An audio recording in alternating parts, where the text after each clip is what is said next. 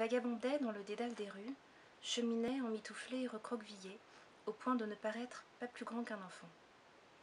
À 27 ans, il avait gardé un visage rond, clair et innocent. Un visage de lune, comme on dit au Vietnam, qui le faisait paraître fragile. Petit à petit, il prenait conscience de son incapacité à exprimer certaines choses autrement que par le silence maîtrisé ou le cri incontrôlé. Le froid, conjugué à l'impossibilité de parler, le forçait à admettre qu'il n'était au fond pas plus armé qu'un nourrisson.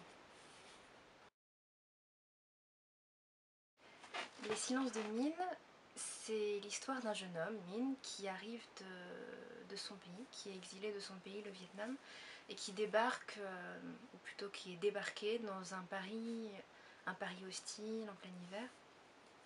On est à la fin des années 60, donc dans un contexte, surtout au quartier latin, dans un contexte où se déchaîne la parole estudiantine, et confronté à ce déchaînement langagier, Minh se rend compte de son incapacité à s'exprimer, à parler de son expérience, de son passé douloureux, et petit à petit va réapprendre, aidé par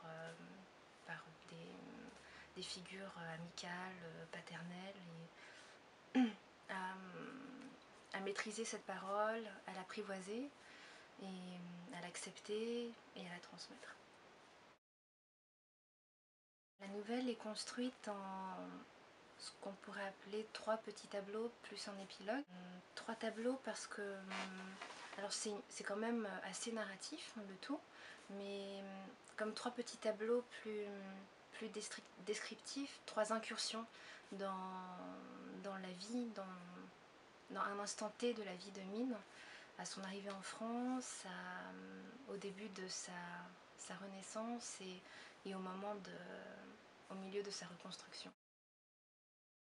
Ce n'est ni une biographie ni une fiction, c'est une histoire très largement inspirée de l'histoire de ma famille, de l'histoire de mon père, de son arrivée en France et de notre relation père-fille aussi. C'est assez émouvant de